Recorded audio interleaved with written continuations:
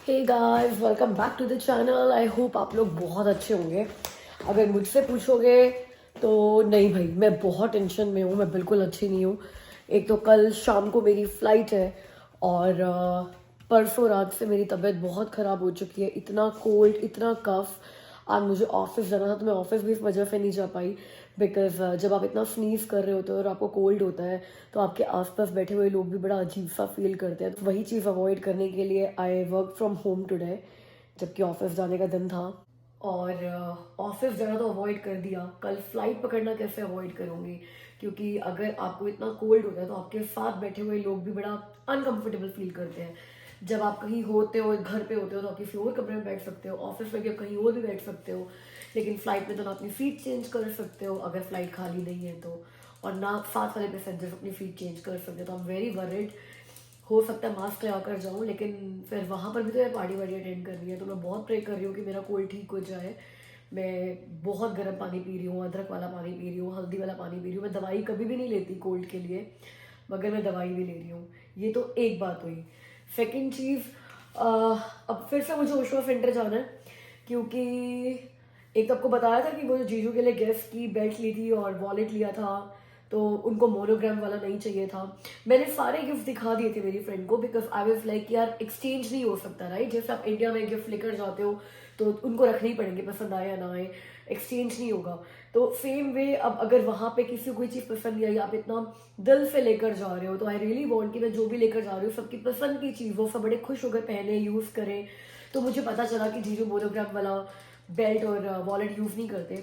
तो वो अमित को वॉलेट पसंद आ गया, तो वॉलेट तो अमित ने रख लिया, लेकिन सेम वैसी बेल्ट गैस की अमित के पास है, तो वो बेल्ट वापस करके आनी पड़ेगी। सिर्फ बेल्ट वापस करने की बात नहीं है, बात ये भी है कि जब मैंने गैस से शॉपिंग करी थी ना, तो $250 पे 25% ऑफ मिला था। मैंने आपको बताया भी था। उस चक्कर में मैंने अपने सैंडल्स भी ले लिए। सैंडल्स मैंने ये सोचकर उठाए थे कि वो $57 के हैं, वो $157 के थे, बट वो इतने पसंद आ गए थे और फिर वो 25% ऑफ मिल गया, तो फिर ले ही लिए वो। अब अगर ये बेल्ट वापस करूंगी, अगर उन्होंने गिफ्ट कार्ड दे दिया आगे यूज करने के लिए, फिर तो ठीक है। अब कोशिश करूंगी इसी रेट में कुछ और ले लूँ, या थोड़े से $10-15 $20 एक्स्ट्रा अगर कुछ और ले लूँ। लेकिन अगर ऐसा हुआ कि उन्होंने बोला कि नहीं भाई आपका तो ये कॉम्बो था, अगर बेल्ट वापस करें तो वो कॉम्बो टूट जाएगा and we don't owe anything to you, तो वो बड़ी अजीब सी बात हो जाएगी। सेकेंड, मिनीफो से मीरू के लिए, मेरी फ्रेंड की छोटी बेटी के लिए इतना सारा क्रोमी का सामान उठाकर लेकर आए थे, राइट? गलती मुझसे ये रह गई कि उसने मुझे कहा था कि मीरू को स्निच पसंद है। Snitch, stitch, stitch, sorry not snitch, stitch. और पता नहीं क्यों मेरे दिमाग में करोमी बैठा हुआ था, बिकॉज एमी ने इतना करोमी करोमी किया हुआ है घर में, उसको इतना करोमी पसंद है कि सारी चीजें मैं करोमी की उठाकर आ गई। अब उसको जब पता चला कि करोमी की दोगी थी, वो करोमी बिल्कुल भी यूज नहीं करेगी, वो स्टिच के पीछे पागल है। मैं कहा यार ये भी अब जाके वापस करना पड़ेगा। तो ये सारी की सारी मर्चेंडाइज वापस करने जाना है ओशो सेंटर मुझे, इसको एक्सचेंज करा के स्टिच की मर्चेंडाइज लेकर आनी है, अमित की गेस्ट की बेल्ट वापस करा कर आनी है, और देखना है कि वो 25% ऑफ कैसे एडजस्ट कराएंगे। तो ये सारा काम आज करना है। आज पेडिक्योर कराना है मुझे। नेल्स तो करा लिए थे गरबा पे जाने से पहले, मगर पेडिक्योर का टाइम नहीं मिला था। तो ये सारे काम है आज के, और फिर पैकिंग करनी है। पैकिंग मेरी अब तक भी नहीं हुई है, बिकॉज कुछ फाइनली नहीं हो रहा है। वो सूट भी आपको कल पिछले वीडियो में दिखाए, तो अभी भी कंफ्यूज थे हम कि कौन से सूट लेकर जाए, कौन से ना लेकर जाए। तो रात तक तो वही डिस्कशन चल रही थी, और फिर आज मैंने फ्रेंड को भी दिखाया कि तू बता कि कौन सा अच्छा लग रहा है। तो उसने वो जो अमित ने कहा था कि ये पक्का पहनना, ये पक्का पहनना, यही पहनना सत्संग में, उसने कहा नहीं वो वाला नहीं, दूसरे वाला चलेगा। कौन से वाला चलेगा वो आप वहीं पे देख लेना यार, आप भी तो होगे वहीं पे। तो बस आज पैकिंग भी करनी है, आज पेडिक्योर भी कराना है, आज ओशो सेंटर भी जाना है, ये सारे काम करने हैं। लकीली एमी अपनी एक फ्रेंड के घर पे प्ले डेट पे गई हुई है, तो उसकी मम्मा एमी को स्कूल से ही लेगी थी, तो मुझे एमी को साथ साथ लटकाना नहीं पड़ेगा अपने, और ये सारा काम करा के आते हैं। चलो चलते हैं, तीसरा चक्कर पिछले 4-5 दिन में ओशो सेंटर का मार के आते हैं। अब मैं अगर ओशो सेंटर जा ही रही हूँ ना, तो मैं कॉलेज स्प्रिंग से जो अपने ये सैंडल्स लेकर आई थी ना, सोच रही हूँ इनको भी साथ लेकर चली जाऊँ, और अगर इनसे कुछ बेटर मिल जाए। पता नहीं, दो ही अच्छे लग रहे हैं, बहुत अच्छे लग रहे हैं, बट फिर भी मुझे यूँ लग रहा है कि पता नहीं क्यों मुझे इनसे बेटर मिल सकते हैं। तो एक सेनोरिटा करके कोई स्टोर था जो मुझे सेकंड टाइम गई थी तो मैंने देखा, तो अगर उसमें कुछ इससे बेटर मिल गया तो ये वापस कर देंगे। सोच रही हूँ ये साथ लेकर चल पड़ूँ, कुछ नहीं मिला तो वापस ले आऊँगी यार, और अगर कुछ बेटर मिल गया तो ये रिटर्न करके वो ले आऊँगी। गाइस नेल सैलून जाना है, टिप देने के लिए कैश चाहिए, तो फिर से एटीएम पे आ गई हूँ। तो अब एटीएम में सिर्फ टिप के पैसे थोड़ी निकालूंगी, तो ज़्यादा पैसे निकाल लूँगी और हो सकता है आगे वापस आने के बाद 2-4 चक्कर मार्केट प्लेस के लग जाए। वो लैम्प्स आपको बड़े पसंद आए थे, है ना, तो वो लैम्प्स जैसी और डील्स मिल जाए तो मज़े आएंगे, मार्केट प्लेस एक्सप्लोर करेंगे वापस आके। मुझे इंडिया का नहीं पता, बिकॉज मुझे इंडिया के किसी एटीएम से पैसे निकाले हुए सालों बीत चुके हैं। लेकिन कनाडा में एटीएम्स में आप ये चूज़ कर सकते हो कि आपको कौन कौन से नोट्स चाहिए। जैसे मैंने $100 निकाले हैं, हाँ बस हम इतने भी अमीर हो जाते हैं। वही दिव्या हंस रही थी, कहती यार तुम लोग क्रेडिट कार्ड वाले बंदे हो, हम लोग कैश रखने वाले बंदे हैं। हम तो भी क्रेडिट कार्ड से सारा खर्चा करते हैं, कैश तो मैं 100-200 ही रखते हैं अपने पास। तो $100 ही निकाले हैं मैंने। तो मैंने चूज़ किया कि $10 के मुझे 5 मिल जाए और 50 का एक मिल जाए। 50 का एक इसीलिए कि भी नेल सैलून पे सीधा $50 देने पड़ेंगे, पेडिक्योर 50 का ही होगा।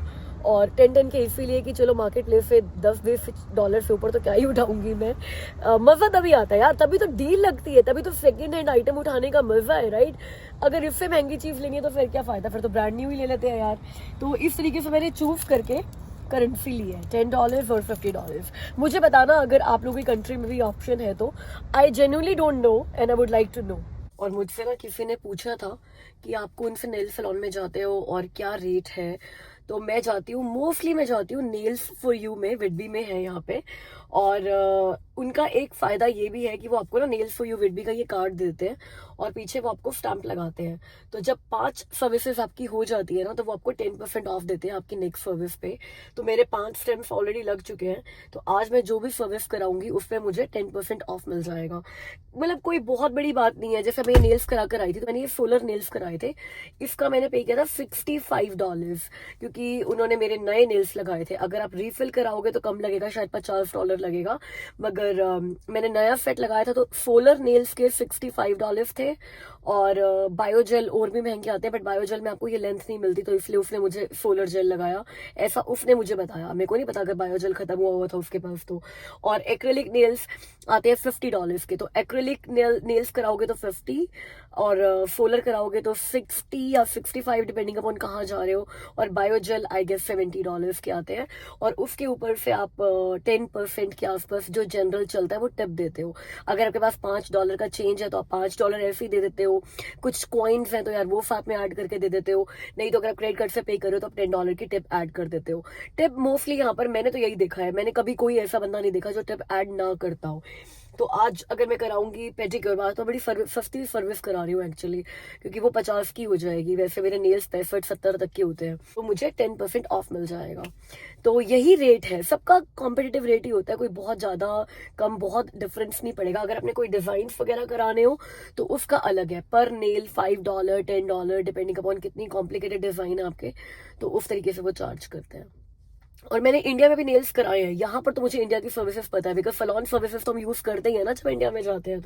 तो इंडिया में मैंने 2500 रुपीज पे किए हैं अपने नेल्स के, मैंने जब भी वहां पे कराए हैं।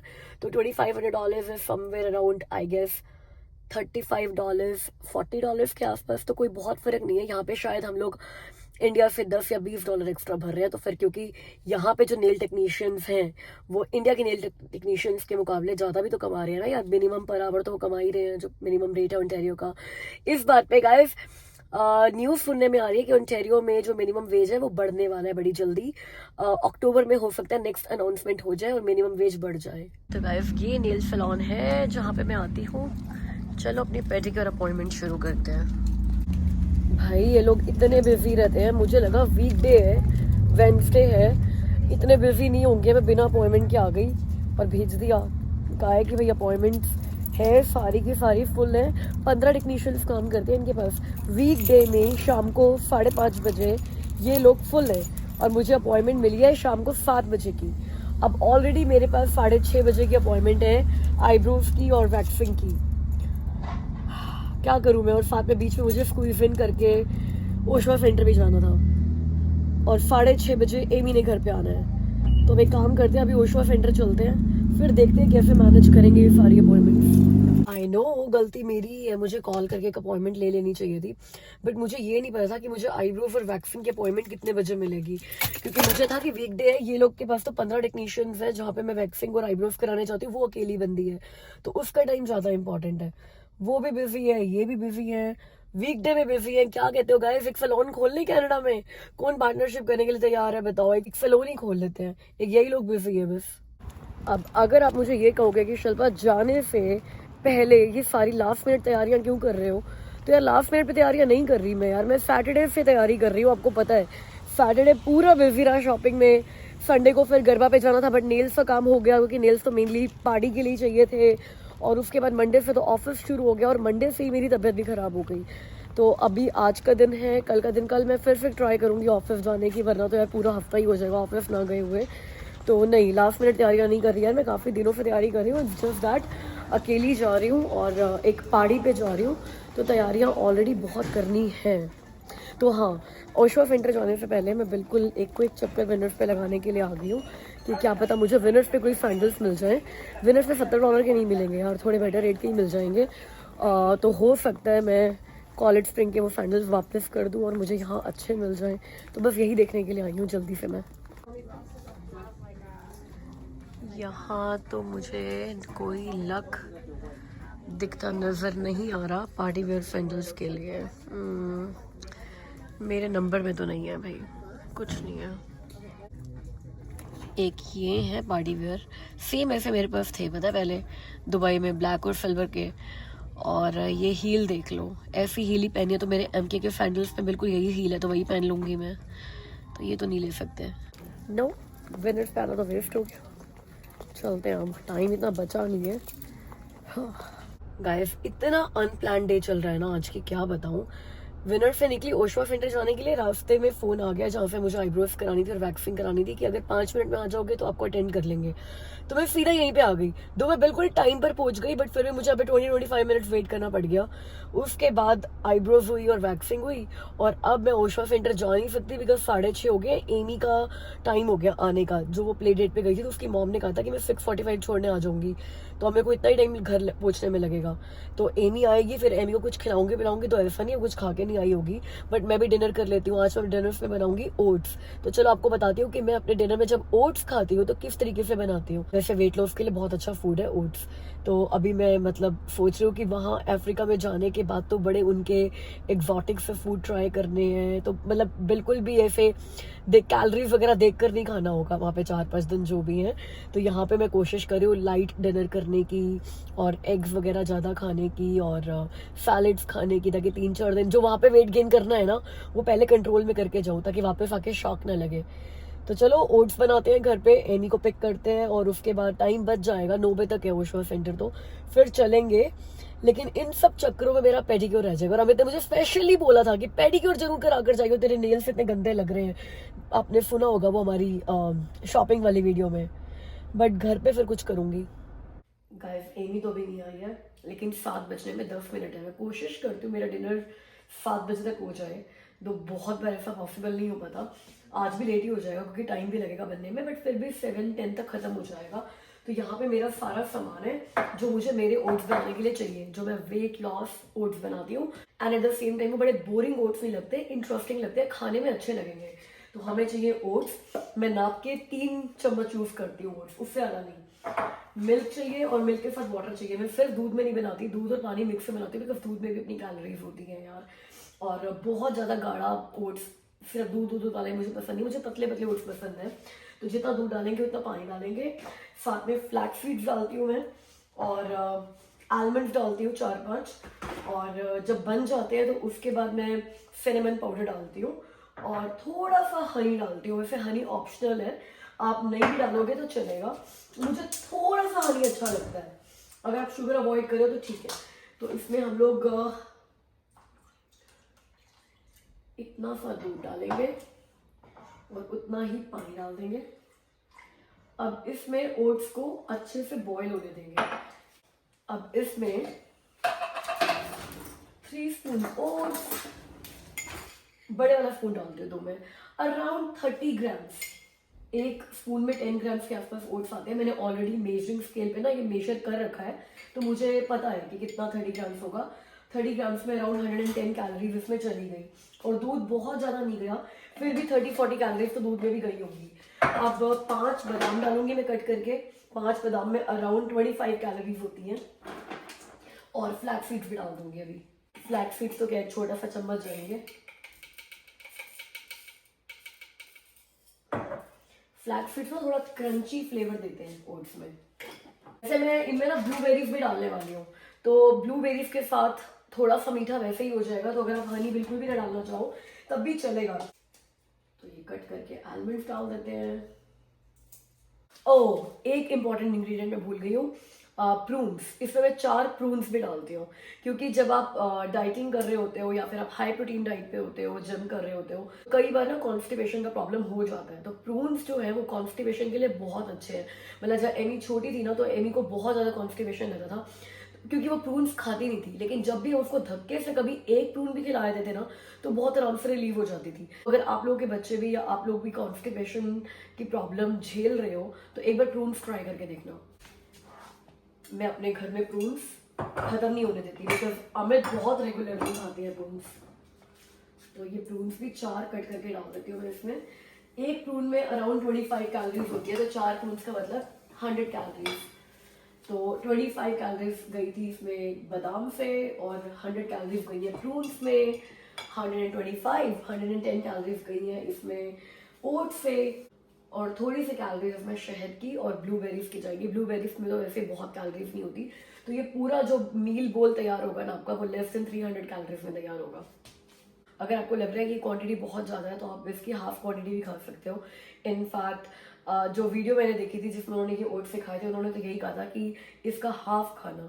अब मुझे लगता है डिनर में इसका हाफ मेरा पेट नहीं भरेगा, तो मैं तो पूरा खा लेती हूँ।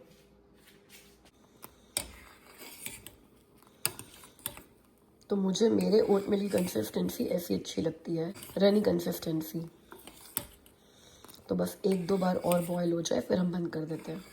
तो ये हमारा ओट मिल रेडी हो गया है। इसमें हम थोड़ा सा सिनेमन पाउडर डाल देते हैं ऊपर से, और बिल्कुल ½ टीस्पून के आसपास का हनी, और इसके ऊपर डाल देंगे बहुत सारी ब्लूबेरीज। और ये हमारा यम्मी सा ओट मिल रेडी हो गया है, जो मेरा आज डिनर होने वाला है। दो एक्चुअली में क्वांटिटी बहुत ज़्यादा है, बट ये क्वांटिटी ज़्यादा इसीलिए है क्योंकि इसमें दूध और पानी बहुत ज़्यादा डाला था मैंने। ओट्स तो सिर्फ 3 चम्मच है इसके अंदर। आ गए हो बेबी? ओट्स बनाए मैंने, ट्राई करो। Blueberry oats. एमी को भी ओट्स बहुत पसंद है। ये कैसे बने? यम्मी? हाँ। फिर ये आप खा लो। हॉट है? चलो ठंडा करके खिला देती हूँ आपको, ठीक है? तो इसमें एक्चुअली मेरा तो काम चल गया, बहुत सारे बच गए, पेट भर गया। तो एमी खा लेगी। एमा जल्दी खा लो, फिर हमें चलना है बेटा ओशवा सेंटर फिर से। या You have parked the car a million miles away. Guys, वहाँ मेरी गाड़ी खड़ी है वहाँ पे, और ये ओशवा सेंटर है, और गाड़ी से बोलना शुरू कर रही है कि मिलियन माइल्स चलना पड़ेगा। मिलियन से कम तो एमी को काउंटिंग ही नहीं आती है। एमी काउंटिंग शुरू ही मिलियन से होती है ना? Million, billion, billion, trillion, Kirlian. 3. You have told me this billion times. I want to eat million donuts. Why you are telling me this trillion times? You told me बस this billion times. बस million, billion, trillion, billion, Amy की dictionary इतनी है बस। I